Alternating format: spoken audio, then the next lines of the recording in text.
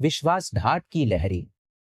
प्रिय पाठकों, यह कहानी सामान्य से कुछ लंबी है, लेकिन विश्वास कीजिए, यह आपके समय की हकदार है। सुखद पठन। अध्याय 1। शकुन। कभी कभी सबसे भयानक तूफान पानी की सतह पर मुश्किल से दिखने वाली लहर से शुरू होते हैं। मेजर विक्रम सिंह राजपूत इसे अनेकों से बेहतर जानते थे। भारतीय नौसेना में 15 वर्षों की सेवा ने उन्हें समुद्र को खुली किताब की तरह पढ़ना सिखाया था। अब कच्छ की खाड़ी में स्थित राधा द्वीप की लाइट हाउस के संरक्षक बनकर वे अभी भी प्रहरी का काम कर रहे थे, भले ही अब वह दूसरे प्रकार का हो। उनकी पत्नी डॉक्टर प्रिया शर्मा ने अपना जीवन उन जीवों के अध्ययन में समर्पित कर दिया था जो उनके द्वीप के तटों पर गहरे पानी में अपने प्राचीन गीत गाते थे। यह वे खुश थे, वे प्रिया और उनकी माताजी सरोज देवी, जब तक कि दोषरहित मुस्कान और शिकारी आंखों वाला एक युवा वैज्ञानिक और व्यापारी उनके तट पर कदम नहीं रखा। लेकिन डॉक्टर अर्जुन मल्होत्रा के आने में अभी भी कुछ घंटे बाकी थे और वे लाइट हाउस के बैठक खाने की पुरानी घड़ी की रेत की तरह बह रहे थे, उनके पुराने जीवन के अंतिम क्षणों की गिनती करते हुए। विक्रम पैर के दर्द से जागी। पुराना घाव हमेशा खराब मौसम से पहले कसकता था। 3 बार धिक्कारा गया शराबनेल तब से वहां बैठा था जब उनका युद्धपोत कारगिल युद्ध के दौरान पाकिस्तानी माइन से टकराया था। तब उन्होंने अपनी टुकड़ी के 3 जवानों को खो दिया था और उनकी याद हर रात उनका पीछा करती थी जब समुद्र विशेष रूप से अशांत हो जाता था। उस रात की तरह वे सोचते थे।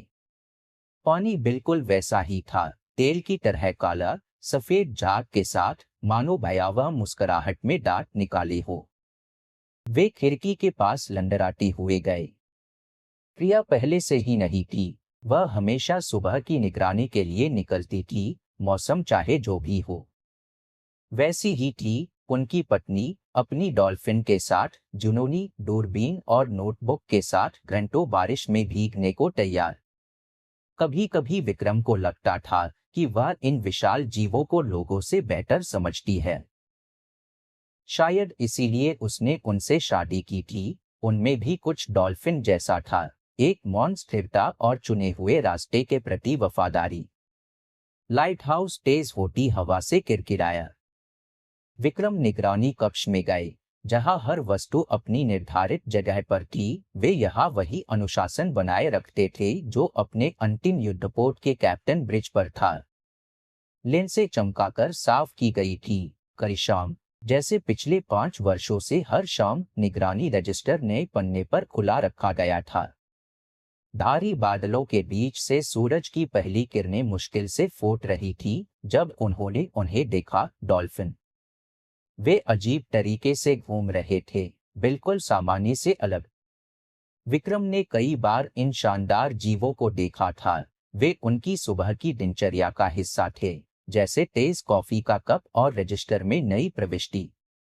लेकिन आज कुछ अलग था। इंडो पैसिफिक हम्पबैक डॉल्फिन आमतौर पर अपनी गतिविधियों में स्थिर और पूर्वानुमान में डरे हुए घोड़ों की तरह इधर उधर भाग रहे थे। वे 5 थी, नहीं 60। वे कभी गहराई में गोता लगाते, कभी सतह पर आते, मानो किसी चीज से भागने की कोशिश कर रही हो। सरोज देवी, उनकी मां, कॉफी की थर्मस लेकर ऊपर आई। 65 की उम्र में भी उनमें एक सफल वकील का रौब और शिष्टाचार था जो वे दिल्ली में अपने पति की मृत्यु से पहले तक थी। विक्रम को वह दिन याद था जब वे एक सूटकेस लेकर लाइट हाउस के दरवाजे पर आई थी और कहा था, बेटा, मैं अब शहर में नहीं रह सकती।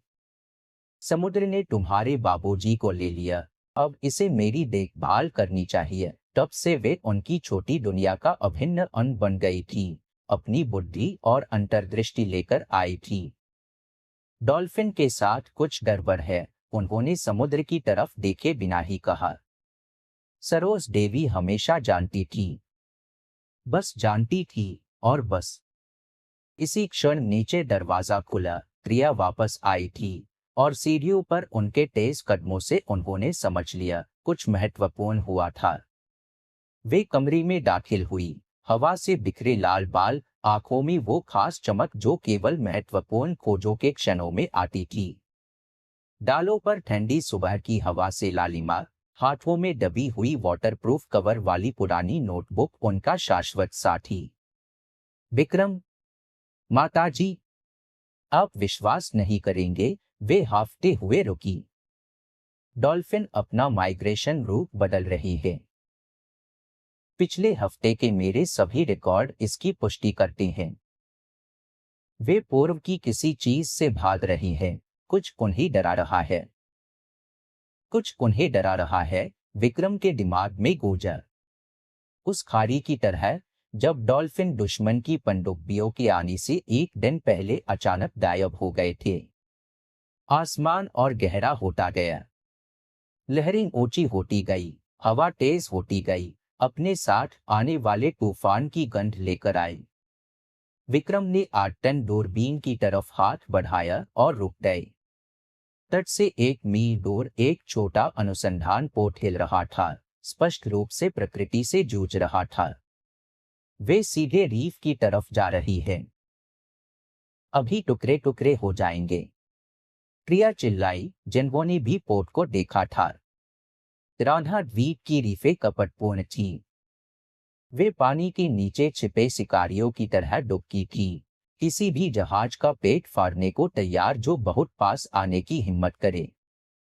बढ़ती हवा की गर्जना के बीच से संकट का सिग्नल आया। विक्रम पहले से ही सीढ़ी उतर रहे थे, पैर के दर्द से कराहते हुए।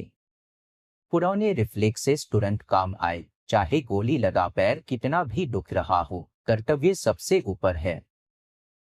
मैं तुम्हारी साथ हूं, प्रिया चिल्लाई। नहीं, उन्होंने करपती आवाज में कहा। माताजी, कोस्ट गार्ड से संपर्क करिए। प्रिया, रेडियो पर संपर्क बनाए रखिए। बचाव अभियान करीब 2 घंटे चला। जब विक्रम आखिरकार वापस आए, वे सभी लाइट हाउस के बैठक खाने में इकट्ठे हुए। चिमनी में आग चटकती थी, मेज पर गर्म चाय के कप भाप छोड़ रही थी, और कुर्सी में बचाया गया व्यक्ति बैठा था, फिल्मी हीरो जैसे दिखने वाला और खानदानी अभिजात्य के शिष्टाचार वाला एक युवक। डॉक्टर अर्जुन मल्होत्रा, उन्होंने अपना परिचय दिया, लाइट हाउस की तरह आकर्षण बिखेरते हुए। राष्ट्रीय समुद्री विज्ञान संस्थान से। मैं यहाँ आपकी खोजों के लिए आया हूँ, श्रीमती राजपूत। खासकर मुझे डॉल्फिन माइग्रेशन और गहरी समुद्री करंट सिस्टम के डेटा में दिलचस्पी है। सरोज देवी, चिमनी के पास अपनी पसंदीदा कुर्सी में बैठी हुई, बेमुद्दे तरीके से भौहें सिकोड़ ली। 30 साल के वकालत के अनुभव ने उन्हें लोगों की आवाज में झूठ पहचानना सिखाया था। और अभी मल्होत्रा के लहजे में कुछ उनके कान में कांटे की तरह खरोच रहा था। वे नहीं जानती थी, अभी तक नहीं जानती थी, कि यह कांटा कुछ हफ्तों में एक चाकू बन जाएगा, जो उनके परिवार के दिल में सीधे घुसेगा। बाहर तूफान मच रहा था, और डॉल्फिन पहले से ही गहराई में चले गए थे, अपनी चिंता के साथ। और राधा द्वीप के लाइट हाउस के आरामदायक बैठक खाने में एक कहानी शुरू हो रही थी जो उनके जीवन को हमेशा के लिए बदल देगी। प्रेम और धोखे की कहानी, कर्तव्य और प्रलोभन की, इस बारे में कि अपने आप को खोना कितना आसान है और घर का रास्ता खोजना कितना मुश्किल। अध्याय 2, मोहिनी। उस तूफानी सुबह से 1 हफ्ता बीत गया था जब अर्जुन मल्होत्रा उनके द्वीप पर आया था। 1 हफ्ता जिसने अनजाने में लाइट हाउस निवासियों के जीवन की आदत को बदल दिया था, जैसे लहर धीरे धीरे तटीय चट्टानों को काटती है। प्रिया अपनी अनुसंधान प्रयोगशाला में ज्यादा वक्त बिताने लगी थी, जो घाट के पास एक पुराने मछुआरे के घर में स्थापित थी, और विक्रम ज्यादा देर तक क्षितिज में घूरते रहते थे, मानो वह आने वाले तूफान के संकेत देखने की कोशिश कर रही हो।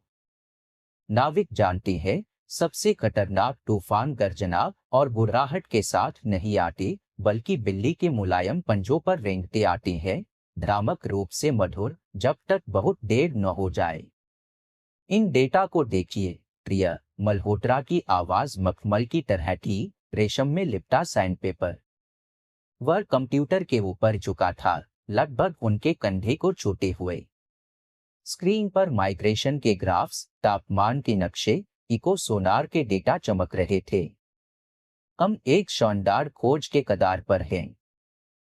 पिछले वर्षों के आपके अवलोकन यह पहेली का गुम टुकड़ा है। प्रिया उनकी सांस अपने गाल पर महसूस कर रही थी, महंगे परफ्यूम की मुश्किल से पकड़ में आने वाली खुशबू। अर्जुन यहाँ के लोगों से बिल्कुल अलग था, समुद्री तट के कंकर की तरह चमकाया गया, वैज्ञानिक उपाधियों और सभ्य शिष्टाचार से चमकता हुआ। बाद में, बहुत बाद में, वह समझेगी, कंकर इसीलिए चिकना हो जाता है क्योंकि समुद्र सदियों से उसे चट्टानों से पटकता है, सारी जिंदगी बाहर निकाल देता है। देखिए, उनकी उंगलियां कीबोर्ड पर नाचती हुई नई विंडो खोज दी जाती थी। अगर आपके डॉल्फिन व्यवहार के रिकॉर्ड को गहरे समुद्री करंट के नक्शे पर रखें। And what's? आप समझ रही है इसका क्या मतलब है? बेशक वह समझ रही थी। 15 साल के अवलोकन, किसी भी मौसम में समुद्र में बिताए अनगिनत घंटे, भीगी नोटबुक में हजारों नोट्स, यह सब अचानक उनके सिद्धांतों की रोशनी में नया मतलब पा रहा था। विक्रम ने अपनी पत्नी में बदलाव तुरंत नहीं देखा। शुरू में ये छोटी चीजें थीं, चूल्हे पर ठंडा हुआ खाना, गैस पर बोली हुई केतली, बेडसाइड टेबल पर न पढ़ी गई किताब, वही जिसे वह पहले हर साल उनकी शादी की सालगिरह पर दोबारा पढ़ती थी। फिर वह देर से आने लगी, चमकती आंखों और भटकी हुई मुस्कान के साथ। अर्जुन में मुझे मॉडलिंग के शानदार परिणाम दिखाए, वह हाथ हिलाते हुए कहती थी, जैसे उनकी जान पहचान के शुरुआती सालों में करती थी। तुम सोच सकते हो, हम डॉल्फिन के व्यवहार में बदलाव और वैश्विक समुद्री प्रक्रियाओं के बीच संबंध साबित कर सकते हैं। विक्रम को उनकी आवाज में दूसरे उत्साह की याद थी, जब उन्होंने पहली बार लाइट हाउस देखा था, जब वे यहाँ अपने जीवन की योजना बना रहे थे, जब वे भविष्य के सपने देख रहे थे, जो अब इतना दूर लगता था। सरोज देवी पुराने पहरेदार कुत्ते की सतर्कता से सब कुछ देख रही थी। उनकी वकील की सूझबूझ, लोगों की कमजोरियों और दोषों के साथ सालों के काम से निखरी हुई, खतरे की घंटी बजा रही थी। एक बार देर शाम प्रयोगशाला के पास से गुजरते हुए उन्होंने देखा कि मल्होत्रा, यह सोचकर कि कोई नहीं देख रहा, प्रिया की मेज पर दस्तावेजों की तस्वीरें खींच रहा था। सिर्फ संस्थान के लिए कॉपी बना रहा हूँ, उसने अगले दिन मोहक मुस्कान के साथ समझाया। ब्यूरोक्रेसी, आप जानते हैं, सब कुछ डॉक्यूमेंट होना चाहिए। मुस्कान दोषरहित थी, बहुत दोषरहित, ताजी कमर पर कमर के पत्थर की तरह। विक्रम और प्रिया के बीच पहली गंभीर बहस शुक्रवार शाम को हुई, जब उन्होंने अपना पारंपरिक पारिवारिक डिनर मिस किया। तुम इस मल्होत्रा के साथ बहुत ज्यादा वक्त बिता रही हो, विक्रम ने कहा, अपनी आवाज को स्थिर रखने की कोशिश करते हुए। शुरू मत करो, उन्होंने काटा। यह महत्वपूर्ण अनुसंधान है, शायद मेरे करियर का सबसे महत्वपूर्ण। तुम मेरे लिए खुश क्यों नहीं हो सकते? क्योंकि यहाँ कुछ गड़बड़ है, वह रुका, शब्दों को चुनते हुए। मैंने बहुत से तूफान देखे हैं, प्रिया, और अभी मैं एक बहुत बड़े तूफान के आने का एहसास कर रहा हूँ। वह हंसी, लेकिन उनकी हंसी में एक अजाना सुर था। तुम बस जलते हो। अर्जुन एक शानदार वैज्ञानिक है, उसके दुनिया के बेहतरीन अनुसंधान केंद्रों से संपर्क है। वह मेरी काम को पहचान दिलाने में मदद कर सकता है।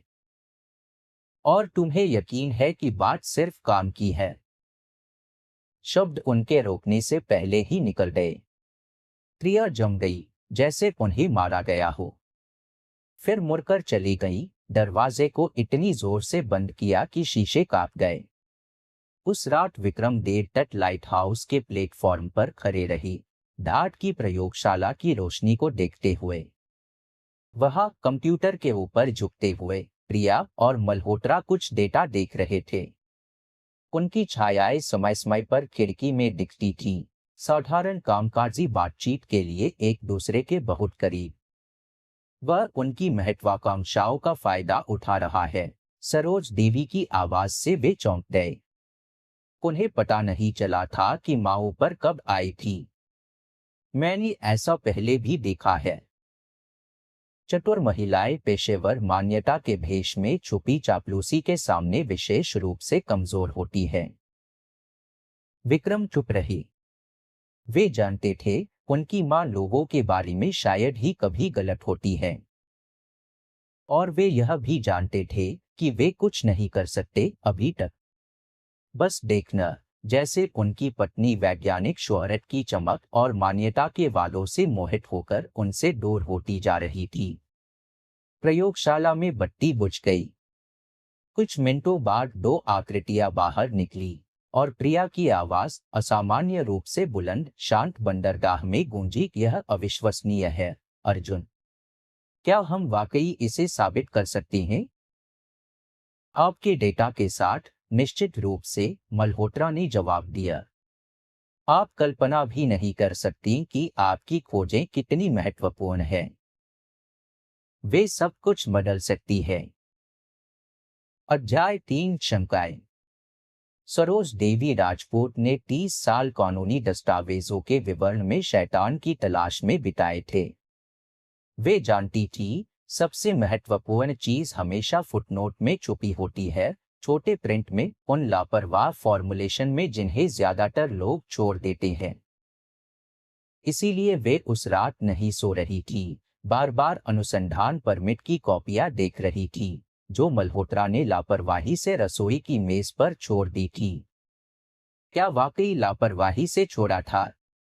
उनके अभ्यास में संयोग नहीं होते, जैसे समुद्र में संयोगवश धाराएं नहीं होती।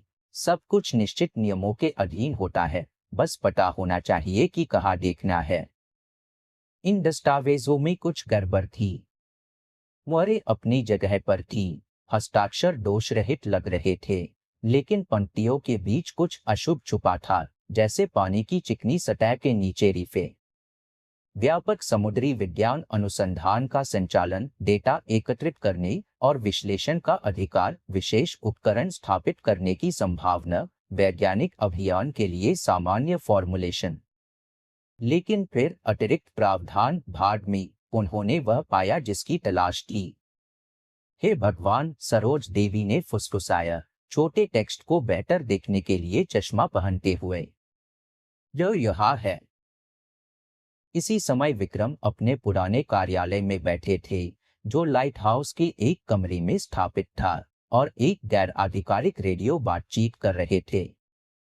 पुराना आर्मी ट्रांसमीटर सेवा से इस्तीफे के बाद रद्द किया गया, चुपचाप सीटी बजा रहा था और चटक रहा था। जय जय वर्मा, यह विक्रम राजपूत है। हाँ, वही कारगिल वाला। सुनो, मुझे मदद चाहिए। क्या तुम किसी व्यक्ति के बारे में पता लगा सकते हो? अर्जुन मल्होत्रा, राष्ट्रीय समुद्री विज्ञान संस्थान से। कभी वे और जय एक साथ युद्धपोत पर सेवा करती थी। जय अब एक बड़े कॉरपोरेशन की सुरक्षा सेवा में काम करता था, और डेटाबेस तक उसकी पहुंच, कहते हैं, आधिकारिक से व्यापक थी। और घाट की प्रयोगशाला में प्रिया और मल्होत्रा इको सोनार के ताजा डेटा के ऊपर झुके हुए थे। कंप्यूटर स्क्रीन पर अजीब छायाएं नाच रही थी, इन पानी के लिए असामान्य, बड़े समुद्री जीवों की असामान्य छायाएं। यह सामान्य झुंड नहीं हो सकता, प्रिया घबराकर पेंसिल से मेज पर टैप कर रही थी। दति का चरित्र अलग है, और आकार भी। अगर यह वी है? मल्होत्रा और करीब आया, उसकी सांस उनके कान को गुदगुदाती थी। वे ही जो विलुप्त माने जाते थे। उनका दिल तेज धड़कने लगा। विलुप्त प्रजाति के डॉल्फिन यहाँ, उनके द्वीप पर। यह सदी की खोज होगी, हमेशा के लिए विज्ञान में उनके नाम से जुड़ी। रात निश्चांद्र थी। वे एक छोटी नाव में समुद्र में गए, जो मल्होत्रा ने रात्रि अवलोकन के लिए किराए पर ली थी। लहरें धीरे से नाव को हिला रही थीं। तारे अंधेरे पानी में प्रतिबिंबित हो रहे थे, अनंतता का भ्रम पैदा कर रहे थे, मानो वे समुद्र में नहीं बल्कि तारामंडल के बीच तैर रही हों। देखी, मल्होत्रा ने चमकती हाइड्रोलोकेटर स्क्रीन की तरफ इशारा करते हुए फुसफुसाया। वे सीधे हमारे नीचे है। प्रिया ने सांस रोकी। इसी क्षण गहराई से गीत आया, प्राचीन, अमानवीय रूप से सुंदर। डॉल्फिन आपस में बात कर रही थी और उनके गीत में कोई चिंताजनक स्वर था जो उन्होंने पहले कभी नहीं सुना था। अविश्वसनीय। मल्होत्रा और भी करीब आया। अंधेरे में उसकी आंखें अजीब तरह से चमक रही थीं। आप समझ रही है कि हम अभी इतिहास बना रहे हैं? उसका हाथ उनके कंधे पर पड़ा और प्रिया को अचानक एहसास हुआ कि वे दूर नहीं हटना चाहती। यह रात के समुद्र के बीच वास्तविकता समुद्री कोहरे की तरह अस्थिर लग रही थी।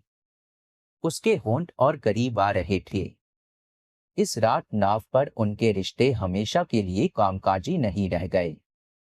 बाद में वह इस क्षण को बार बार याद करेगी, यह समझने की कोशिश करते हुए कि वास्तव में उन्होंने कब लकीर पार की। लाइट हाउस में सरोज देवी को आखिरकार वह मिल गया जिसकी तलाश थी।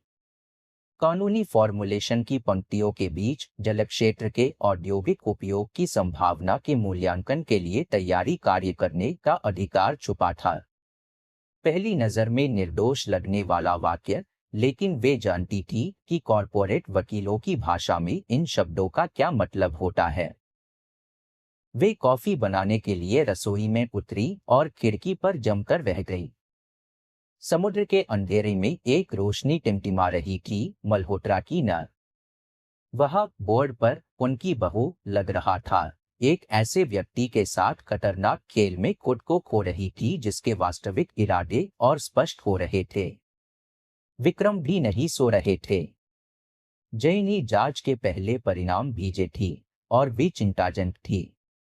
मल्होत्रा वास्तव में समुद्री विज्ञान संस्थान में काम करता था, लेकिन उसकी खोजों का फंडिंग नकली कंपनियों के जटिल नेटवर्क से होता था और सभी तार एक स्रोत की तरफ जाते थे, चाइनीज मैरीटाइम डेवलपमेंट कॉरपोरेशन। एक कंपनी जो पैसे में ज्यादा दिलचस्पी रखती थी, न कि विज्ञान में। बड़े पैसे में। सावधान रहना, विक्रम, जय ने चेतावनी दी। ये लोग पसंद नहीं करते जब कोई उनके मामलों में नाक घुसाता है। उनके हर जगह अपने लोग हैं, सरकार में, वैज्ञानिक हलकों में, यहाँ तक कि कोस्ट गार्ड में भी। सुबह सरोज देवी ने बेटे से बात करने की कोशिश की। उन्होंने उसे वॉचिंग प्लेटफॉर्म पर पाया। वह देख रहा था कि मल्होत्रा की नाव बंदरगाह में कैसे वापस आ रही है। प्रिया डेक पर खड़ी थी, उनके लाल बाल सुबह की हवा में लहरा रहे थे। दूर से भी यह दिखाई दे रहा था कि वे मल्होत्रा की किसी बात पर कैसे हंस रही है। बेटा, सरोज देवी ने शुरू किया, उन्हें दस्तावेज देते हुए, तुम्हें यह देखना चाहिए। लेकिन वे खत्म नहीं कर पाते कि नीचे से प्रिया की उत्साहित आवाज आई, विक्रम, माताजी, जल्दी नीचे आइए, हमारे पास शानदार खबर है।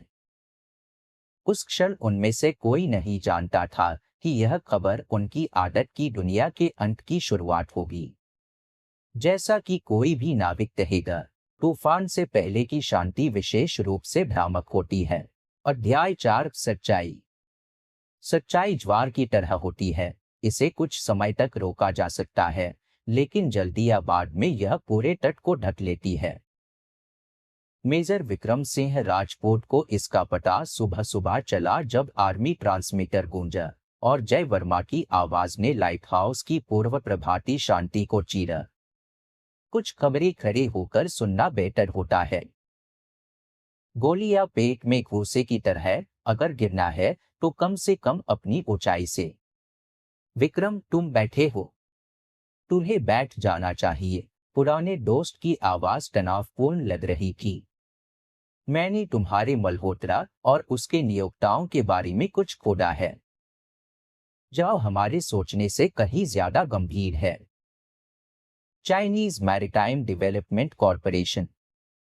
विक्रम को यह कंपनी याद थी। 3 साल पहले उन्होंने केरल के तट पर एक डीप वाटर पोर्ट बनाया था।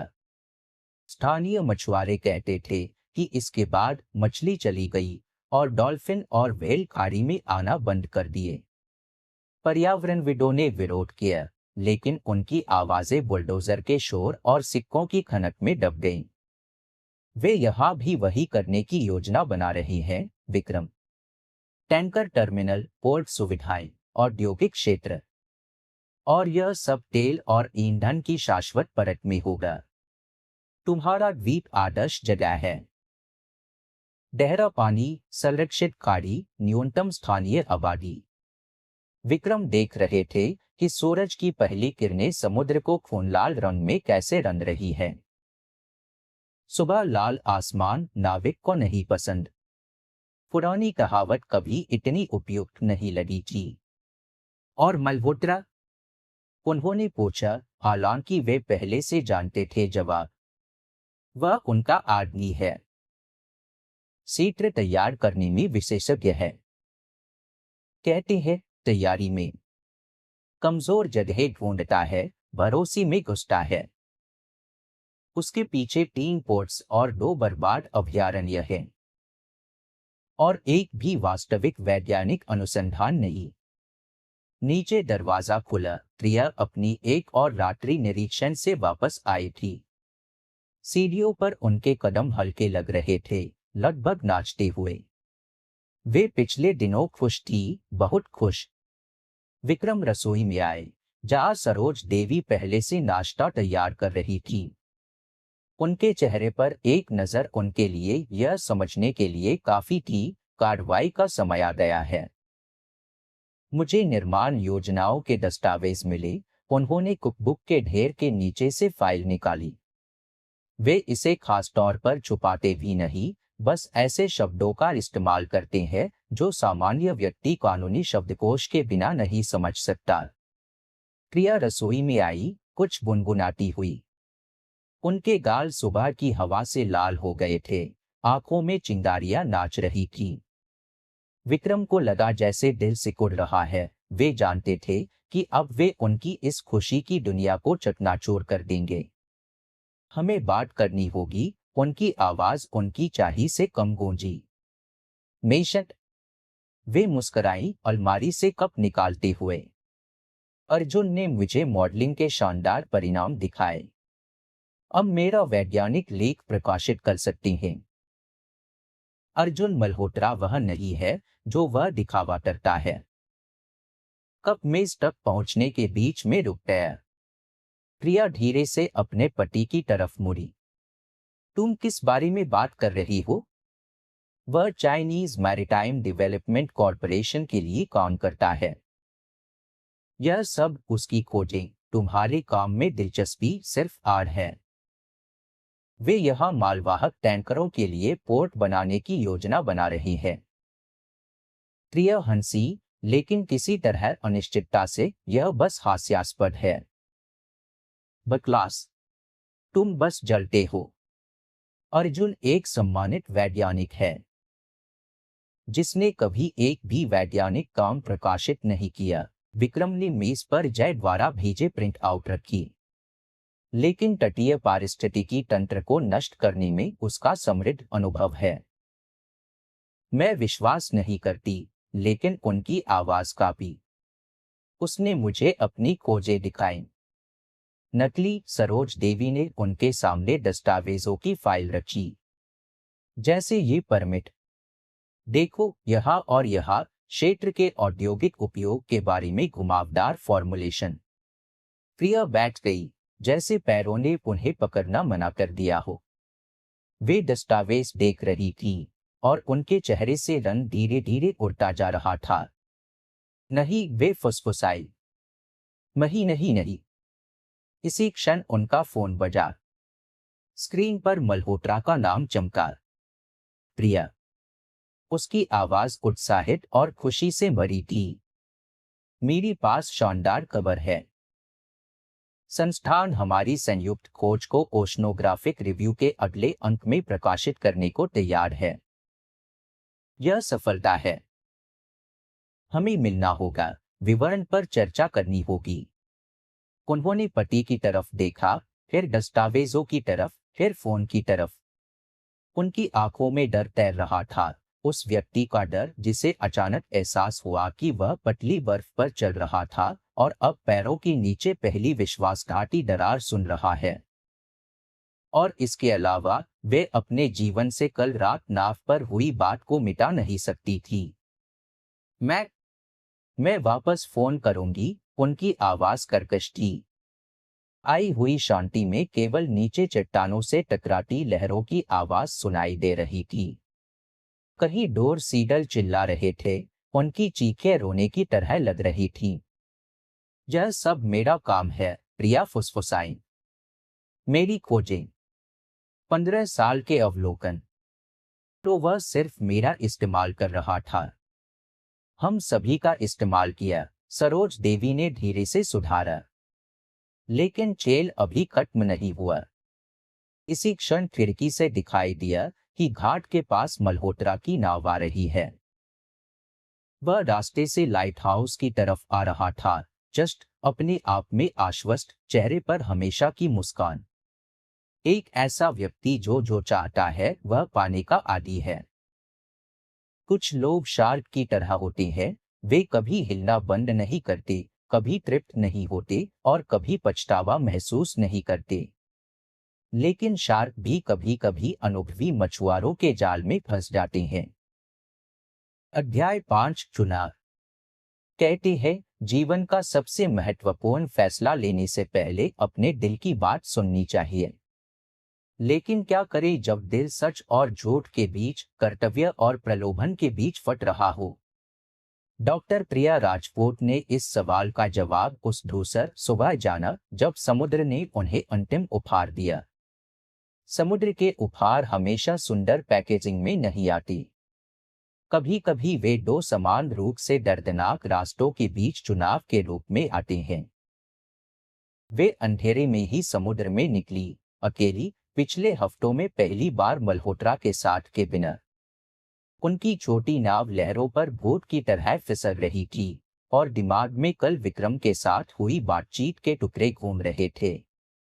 उन्होंने जो दस्तावेज दिखाए थे, वे याददाश्त में तेजाब की तरह जल रहे थे। सूरज की पहली किरण क्षितिज को छूते ही उन्होंने उन्हें देखा। शुरू में यह सिर्फ एक चपाका था, असामान्य, डॉल्फिन की आदत की हरकतों से अलग। फिर एक और।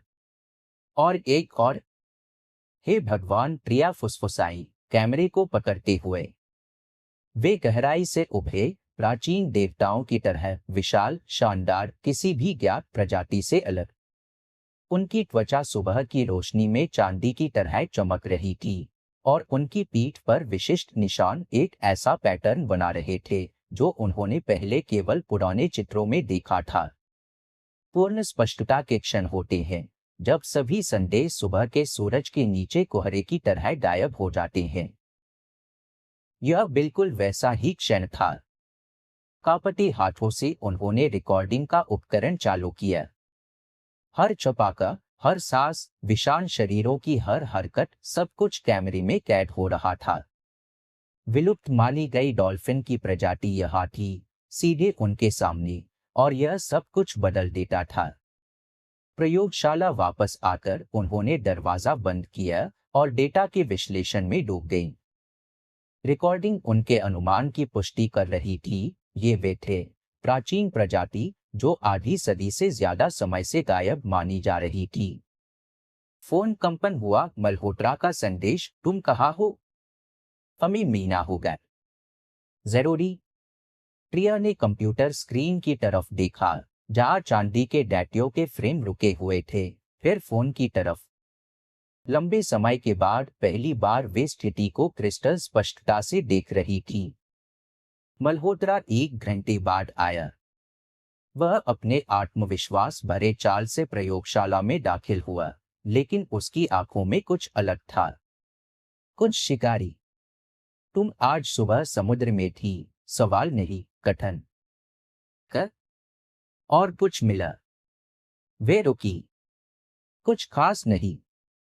सामान्य अवलोकन। उसकी मुस्कान चौड़ी हो गई, लेकिन आंखें ठंडी रहीं। छोड़ो प्रिया, मैंने तुम्हारी नाव उस खाड़ी के हिस्से में देखी जहां आमतौर पर डॉल्फिन नहीं होती, और तुम्हारा उपकरण कम से कम 2 घंटे कुछ रिकॉर्ड करता रहा। वह करीब आया, उन्होंने अपने हाथ उनके कंधों पर रखे, एक इशारा जो पहले उनके दिल को तेज धड़काता था, अब केवल घृणा और चिंता पैदा करता था। जानती हो, कॉरपोरेशन तुम्हें कुछ खास देने को तैयार है। उसकी आवाज मुलायम हो गई, लपेटने वाली। पर्यावरण कार्यक्रम के निदेशक का पद, कॉन्ट्रैक्ट में 60 अंकों की राशि, अंतर्राष्ट्रीय मान्यता, और बदले में तुम हमारी परियोजना का चेहरा बनोगी। दुनिया को बताओगी कि हम पर्यावरण की कैसे देखभाल करते हैं, कैसे आधुनिक तकनीक प्रकृति के साथ सहअस्तित्व में रह सकती है। और ये डॉल्फिन, उसकी उंगलियों ने उनके कंधों को थोड़ा और जोर से दबाया। कौन से डॉल्फिन प्रिया? तुमने आज सुबह कुछ नहीं देखा? और अगर देखा भी, जानती हो, वैज्ञानिक की प्रतिष्ठा नाजुक चीज है, खासकर जब पिछली खोजों में डेटा की हेराफेरी के सबूत सामने आते हैं। धमकी स्पष्ट थी। प्रिया को लगा जैसे गले में उबकाई आ रही है। इसी क्षण समुद्र से इंजन के काम करने की आवाज आई। खाड़ी में एक बड़ा जहाज आ रहा था, मछुआरे का पोत नहीं, कुछ बहुत ज्यादा गंभीर। अब हमारे विशेषज्ञ पहुंच गए। मल्होत्रा खिड़की के पास गया। समुद्र तल की प्रारंभिक खोज। औपचारिकता, वास्तव में 1 साल में यह आधुनिक डीप वाटर पोर्ट होगा। प्रगति को रोका नहीं जा सकता प्रिया। वे देख रही थीं कि कैसे विशाल पोर्ट खाड़ी में लंगर डाल रहा है। डेक पर गहरी ड्रिलिंग के उपकरण दिखाई दे रहे थे। मुझे सोचने का समय दो प्रिय। उनकी आवाज स्थिर लग रही थी, हालांकि अंदर सब कुछ कांप रहा था। बेशक वह फिर मुस्कुराया और उन्हें चूमा जैसे वे उसकी गुड़िया हो।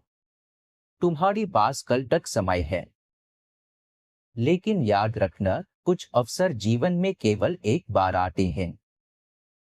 जब वह चला गया, प्रिया ने फोन निकाला और एक नंबर डायल किया जिसका उन्होंने कई सालों से इस्तेमाल नहीं किया था। अशोक, यह प्रिया राजपूत है। याद है तुमने कहा था कि हमेशा मदद करने को तैयार हो। मुझे प्रकाशन के बारे में सलाह चाहिए, खास डेटा के बारे में। पुराने रिश्ते लंदर की चेन की तरह होते हैं, समय से जंग लग जाता है, लेकिन संकट के क्षण में जहाज को दुर्घटना से बचा सकते हैं। शाम को खिड़की से खाड़ी में अनुसंधान पोत की रोशनी देखते हुए उन्होंने फैसला किया। सच्चाई इस लाइट हाउस की तरह थी, इसकी रोशनी जला सकती थी, लेकिन यही वह थी जो भटके हुए जहाजों को घर का रास्ता दिखाती थी। विक्रम ने उन्हें आधी रात के बाद प्रयोगशाला में पाया। वे कंप्यूटर पर बैठी हुई, व्यवस्थित रूप से फाइलें कॉपी कर रही थी। वे यहाँ है, वे बिना मुड़े कही।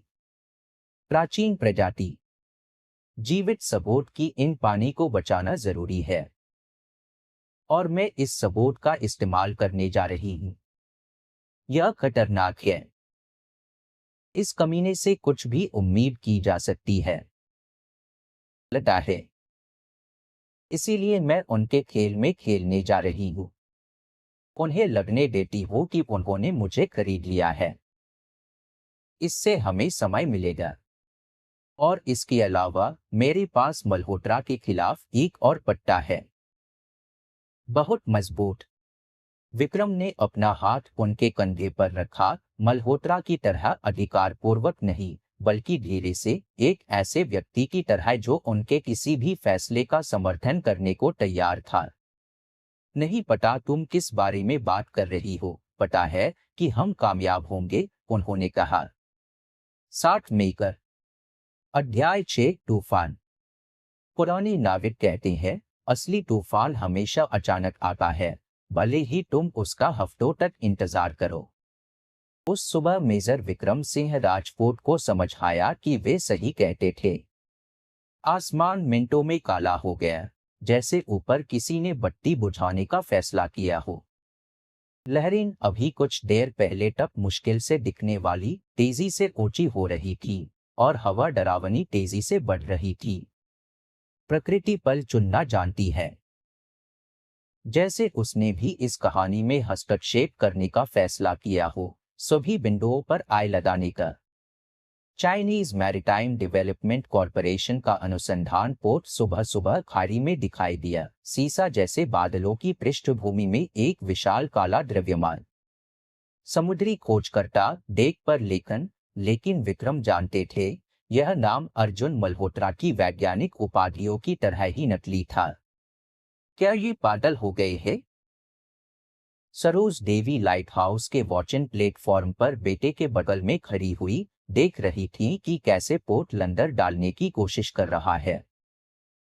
ऐसे मौसम में मछुआरे भी समुद्र में नहीं निकलते। वे जल्दी में है। विक्रम ने दूरबीन आंखों के पास लगाई। डेक पर उपकरण दिख रही है। जब खोज के लिए नहीं है। वे पोर्ट की नींव के लिए परीक्षण ड्रिलिंग शुरू करने जा रहे हैं। समुद्री खोजकर्ता के डेक पर लोग चींटियों की तरह भाग दौड़ कर रहे थे। विशाल ग्री क्रेन पर हिल रहा था, उतारने के लिए तैयार। मल्होत्रा कैप्टन ब्रिज पर किसी बिजनेस सूट वाले व्यक्ति के बगल में खड़ा था, इस समुद्री अव्यवस्था के बीच हास्यास्पद। कुछ लोग समुद्र को कभी नहीं समझते।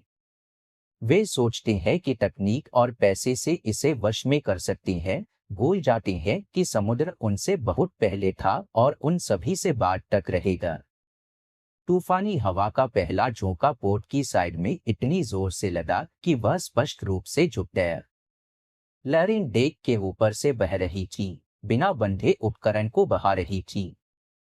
विक्रम प्रिया प्लेटफॉर्म पर दौड़ती हुई आई, तेज सीढ़ियों से चढ़ने से हांफ रही थी।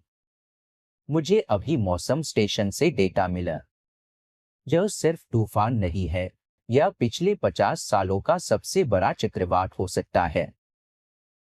जैसे उनकी बात की पुष्टि करते हुए हवा का नया झोंका लाइट हाउस की दीवारों से टकराया, उसे हल्का सा हिलाते हुए। नीचे खाड़ी में समुद्री खोजकर्ता बेताबी से अपनी जगह पर टिकने की कोशिश कर रहा था, लेकिन लंगर की चेनें तनाव से चरमरा रही थी।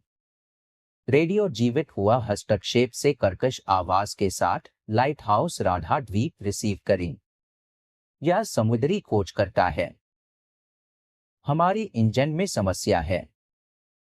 दोहराता हूं, इंजन में समस्या।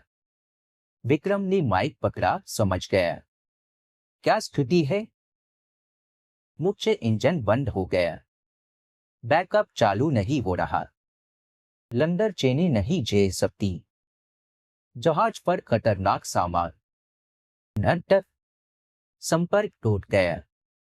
पोर्ट के डेक पर अफरा-तफरी मच गई, लोग भाग रहे थे, टूटे उपकरण को बांधने की कोशिश कर रहे थे। मल्होत्रा मेगाफोन में कुछ चिल्ला रहा था, लेकिन उसके शब्द प्रकृति की गर्जना में डूब जा रहे थे। खतरनाक सामान। सरोज देवी पीढ़ी पड़ गई। विक्रम, अगर उनका मतलब वह है जो मैं सोच रही हूं। परीक्षण ड्रिलिंग के लिए ईंधन उन्होंने पूरा किया। रन केमिकल और डीजल तेल। अगर पोर्ट रीफ से टकराया, खाड़ी की सारी जिंदगी मर जाएगी, प्रिया फुसफुसाई। डॉल्सन। विक्रम पहले से सीढ़ी उतर रहे थे, पुरानी घाव से पहले से ज्यादा लंगड़ाती हुई। पुराना घाव हमेशा ऐसे मौसम में अपना एहसास कराता था। तुम कहाँ जा रहे हो? प्रिया चिल्लाई। रेस्क्यू बोट पर। वे बेवकूफ हैं, लेकिन हम उन्हें यहाँ अपना सारा सामान डुबोने नहीं दे सकते। मैं तुम्हारे साथ हूँ। मेरी है? उनकी आवाज में वही इस्पात था जो पहले था, जब उन्होंने मल्होत्रा के साथ डोरा खेलने का फैसला किया था। मैं इस खाड़ी को तुमसे कम नहीं जानती, और मेरे पास कोस्ट गार्ड से संपर्क का उपकरण है। सरोज देवी ने चुपचाप दोनों को लाइफ जैकेट दी। वे जानती थी बहस बेकार है। जिद्दीपन राजपूत खानदान की विशेषता थी। रेस्क्यू बोट घाट पर अदम्य घोड़े की तरह हिल रही थी। उस पर चढ़ना ही एक कारनामा था। लहरें उसे इधर उधर फेंक रही थी, खंभों से टकराने की धमकी दे रही थी।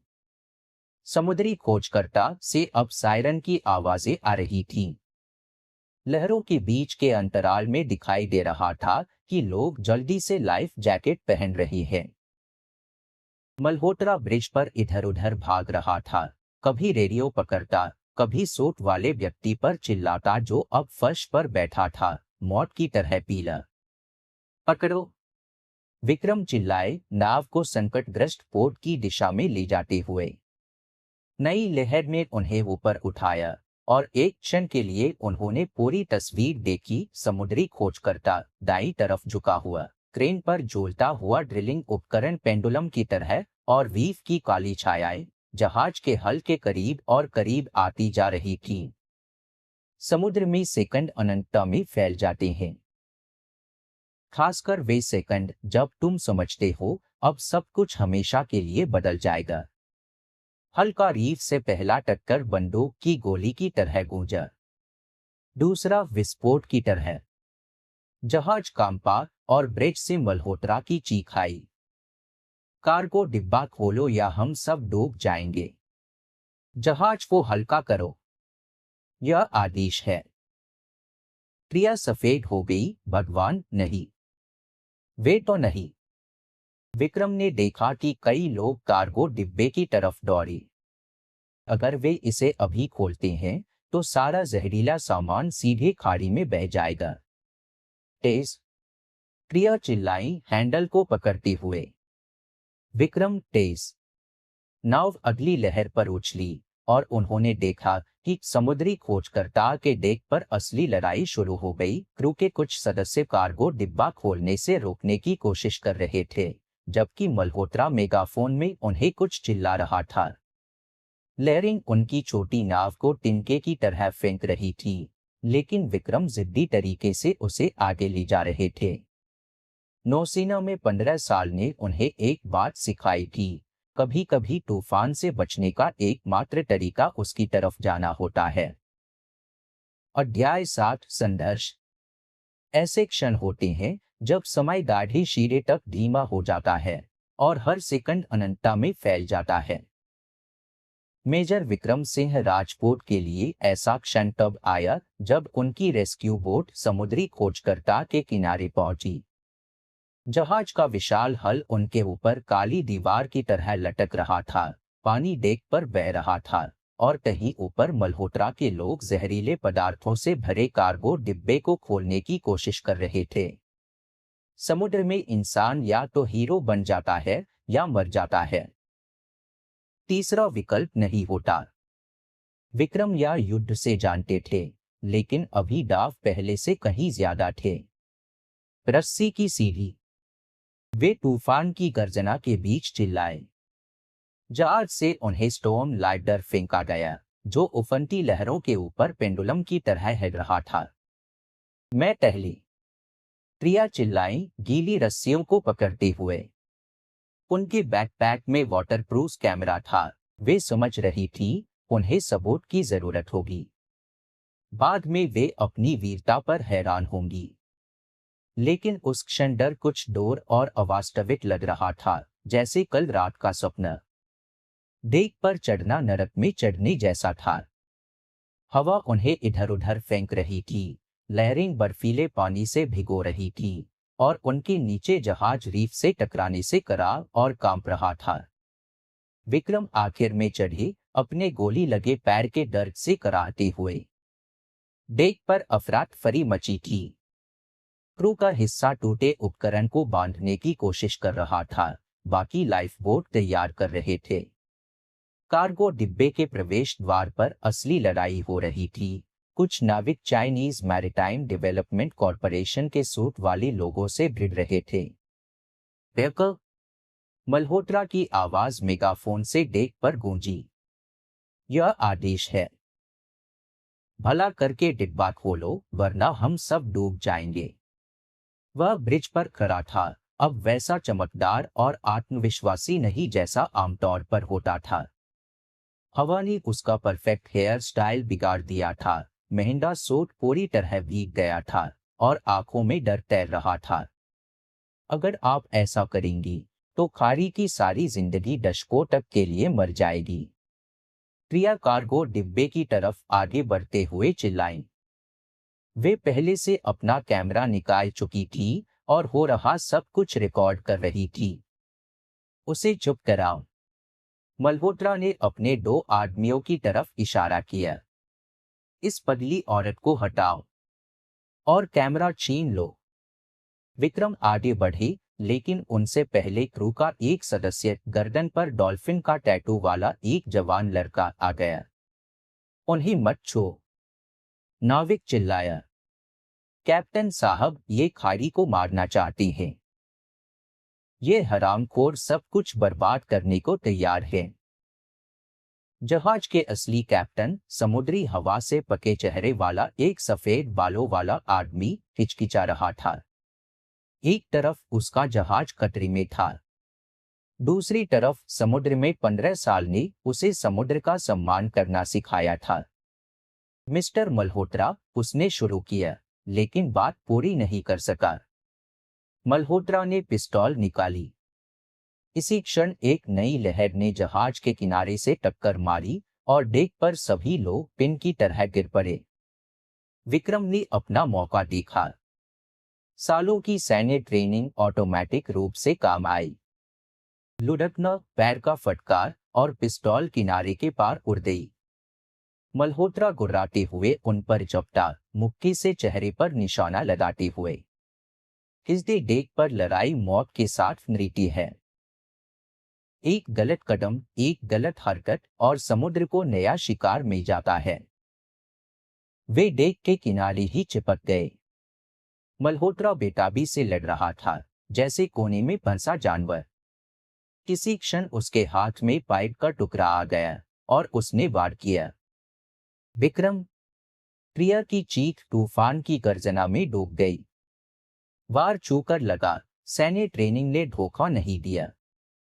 विक्रम ने मल्होत्रा का हाथ पकड़ा और पीछे की तरफ मोड़ दिया।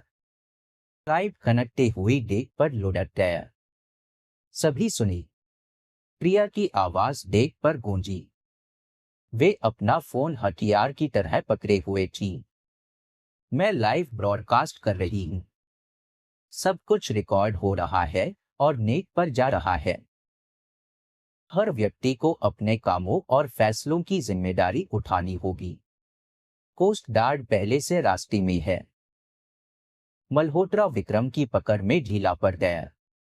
उसका चमकदार चेहरा गुस्से और डर से विकृत हो गया। आप नहीं समझते, वह फुफकारा। आप सब नहीं समझते। यह अरबों डॉलर का प्रोजेक्ट है।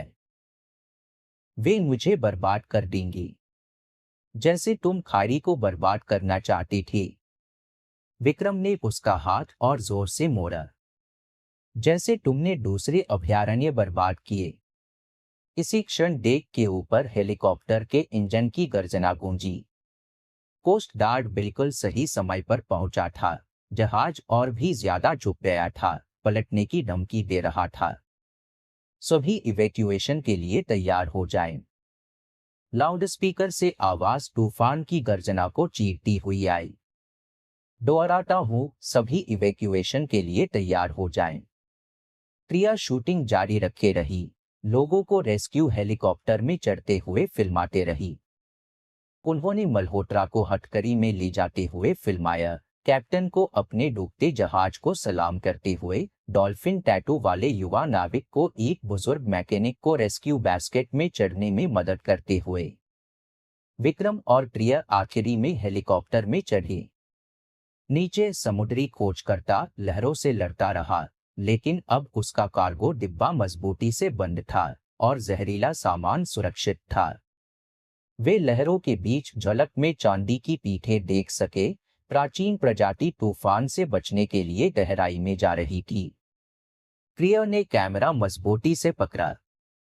अब उनके पास सभी सबूत थे और मल्होत्रा की खाड़ी को बर्बाद करने के प्रयासों के और दुर्लभ डॉल्फिन के अस्तित्व के। हमने कामयाबी पाई, वे पति को देखते हुए फुसफुसाए। विक्रम चुपचाप सिर हिलाए, अपनी गोली लगी जान को पकड़ते हुए। जीत आसान नहीं मिली थी, लेकिन यह इसके लायक थी। अध्याय 8 कुशाकाल। तूफान के बाद हमेशा शांति आती है। जब प्रकृति का नियम है, ज्वार भाटे की तरह अपरिवर्तनीय। लेकिन कभी कभी शांति भ्रामक हो सकती है, खासकर जब बात मौसम की नहीं बल्कि मानवीय जुनून और कॉरपोरेट साजिशों की हो। कुछ लड़ाइयाँ तब समाप्त नहीं होती जब हवा शांत हो जाती है। वे सिर्फ दूसरे स्तर पर चली जाती हैं, जहां लहरों और हवा की जगह कानून के पैराग्राफ और अखबारी हेडलाइन होती है। समुद्री खोजकर्ता के नाटकीय रेस्क्यू के एक हफ्ते बाद जहाज के अवशेष अभी भी रीफ पर दिखाई दे रहे थे, एक मौन अनुस्मारक कि वे कितने करीब थे तबाही के। कार्गो डिब्बा खुशकिस्मती से अछूता रह गया था और पर्यावरणविदों की एक विशेष टीम जहरीले पदार्थों को सुरक्षित रूप से निकालने का काम कर रही थी। सरोज देवी रसोई की मेज पर बैठी हुई थी, सामने अखबार फैलाए हुए। चाइनीज मैरीटाइम डेवलपमेंट कॉरपोरेशन जांच के दायरे में एक हेडलाइन कह रही थी, साल का पर्यावरणीय स्कैंडल, अनोखे समुद्री पारिस्थितिकी तंत्र को नष्ट करने का प्रयास, दूसरी चिल्ला रही थी। उन्होंने डी की पेशकश की। उन्होंने कहा जब विक्रम नाश्ते के लिए नीचे आए, मामले को दबाना चाहते हैं। और तुमने उन्हें क्या जवाब दिया? विक्रम ने अपने लिए कॉफी डाली। उनकी लंडराहट जहाज की घटनाओं के बाद बढ़ गई थी, लेकिन आंखों में नई चमक आ गई थी। वही जो मैंने 30 साल के कानूनी अभ्यास में अपने सभी विरोधियों को कहा था। सरोज देवी मुस्कुराई कि सच्चाई बिकती नहीं है। डार्ट की प्रयोगशाला में प्रिया अपने लेख पर अंतिम काम कर रही थी। उनकी खोज ने वैज्ञानिक समुदाय में फटे बम का प्रभाव डाला था। सबसे दुर्लभ डॉल्फिन प्रजाति, जिसे विलुप्त माना जाता था, न केवल जीवित थी बल्कि ठीक उन्हीं पानी में शरण पाई थी जिन्हें कॉरपोरेशन नष्ट करने की योजना बना रहा था। जानते हो, उन्होंने आने वाले विक्रम से कहा, अर्जुन एक बात में सही था। इसने वाकई सब कुछ बदल दिया। बस वैसे नहीं जैसा उसने सोचा था। भाग्य की विडंबना, कभी कभी हमारी सबसे बुरे दुश्मन हमारे लक्ष्यों को पाने में अनजाने सहायक बन जाते हैं। खबरें एक के बाद एक आती रही। अर्जुन मल्होत्रा ने अपने नियोक्ताओं के खिलाफ गवाही दी, सजा में कमी की उम्मीद में। उसकी स्वीकारोक्ति, प्रिया की वीडियो रिकॉर्डिंग और सरोज देवी के दस्तावेजों के साथ मिलकर अकाट्य साक्ष्य बना। चाइनीज मैरीटाइम डेवलपमेंट कॉरपोरेशन की जांच का दायरा बढ़ रहा है। सरोज देवी एक और हेडलाइन जोर से पढ़ रही थी। अधिकारियों की रिश्वतखोरी और पर्यावरणीय सर्वेक्षण में हेराफेरी के तथ्य सामने आए। और फिर मुख्य खबर आई, राधा द्वीप के आसपास के पानी को समुद्री अभयारण्य का दर्जा मिल गया। इसमें विशेष भूमिका न केवल मिली हुई डॉल्फिन की थी, बल्कि डॉल्फिन टैटू वाले युवा नाविक की गवाही की भी। मल्होत्रा के जहरीले पदार्थों को समुद्र में बहाने के प्रयास के बारे में उसकी गवाही कॉरपोरेट योजनाओं के ताबूत में आखिरी की बन गई। शाम को वे सभी लाइट हाउस के वॉचिंग प्लेटफॉर्म पर इकट्ठे हुए। सूरज समुद्र में डूब रहा था, पानी को सुनहरे और बैंगनी रंगों में रंग रहा था। कहीं दूर डॉल्फिन के फव्वारे दिखाई दिए। प्राचीन दैत्यों का परिवार अपने मूल पानी में वापस आ रहा था। जानती हो, प्रिया पति के कंधे से लगकर खड़ी हुई। जब मैंने पहली बार अर्जुन से मुलाकात की तो वह प्रकृति के बारे में बात करता था, इस बारे में कि आगे बढ़ना कितना जरूरी है। लेकिन वह मुख्य बात नहीं समझता था। क्या? कि कभी कभी प्रकृति इसमें होती है कि कुछ को अछूता छोड़ दिया जाए, उसे संरक्षित किया जाए जो प्रकृति ने बनाया है। सरोज देवी गर्म चाय के कपों की ट्रे लेकर प्लेटफॉर्म पर आई। वे तीनों वहां खड़े रहे, देखते रहे कि कैसे सूरज की आखिरी किरणें आसमान को रंग रही थी और लाइट हाउस अपनी रात्रि पहरेदारी शुरू कर रहा था। मैंने प्रकाशक से बात की। लंबी चुप्पी के बाद प्रिया ने कहा, वे चाहते हैं कि मैं एक किताब लिखूं, सिर्फ डॉल्फिन के बारे में नहीं, बल्कि इस सब के बारे में। इस बारे में कि कैसे लालच ने एक अनोखे पारिस्थितिकी तंत्र को लगभग नष्ट कर दिया और कैसे मुट्ठी भर लोगों ने इसे रोक दिया। लिखो, विक्रम ने उन्हें और कसकर गले लगाया। लोगों को पता होना चाहिए। नीचे खाड़ी में डॉल्फिन ने अपना शाम का गीत शुरू किया। उनकी आवाजें समुद्र की तरह प्राचीन पानी के ऊपर फैल रही थी, मानो याद दिला रही हो, कुछ चीजें हैं जिन्हें पैसे से नहीं मापा जा सकता, ऐसी चीजें जिनके लिए लड़ना चाहिए। लाइट हाउस अंधेरे में अपनी रोशनी भेजता रहा, जहाजों को रास्ता दिखाता और समुद्री दैत्यों की शांति की रक्षा करता रहा। उसकी किरण मदद के लिए बढ़े हाथ की तरह थी, सभी के लिए जिन्हें इसकी जरूरत थी, चाहे वह भटका हुआ जहाज हो या घर का रास्ता खोजने वाली प्राचीन डॉल्फिन। और हिरासत में अर्जुन मल्होत्रा सलाखों वाली खिड़की से लाइट हाउस की डोर की रोशनी देख रहा था और सोच रहा था कि कैसे एक गलत फैसला पूरी जिंदगी बदल सकता है। उसके आगे मुकदमा और लंबे साल जेल का इंतजार था, लेकिन यह कॉरपोरेट मुनाफे के लिए कुछ अमूल्य को नष्ट करने के प्रयास की न्यायसंगत सजा थी। इस कहानी की बर्फ जैसी सफेद चादर पर एकमात्र काला धब्बा प्रिया का उस रात नाव पर अर्जुन के साथ बिताए क्षणों का छोटा रहस्य था। वे उस क्षणिक कमजोरी के लिए खुद को कोसती रही, लेकिन उन्होंने फैसला किया कि कभी कभी कुछ बड़ी चीज की रक्षा के लिए छोटा झूठ भलाई के लिए होता है। यदि आपको यह कहानी पसंद आई तो लेखक का समर्थन लाइक से करें, चैनल को सब्सक्राइब करें और टिप्पणियों में अपनी भावनाएं साझा करें। धन्यवाद। जय हिंद।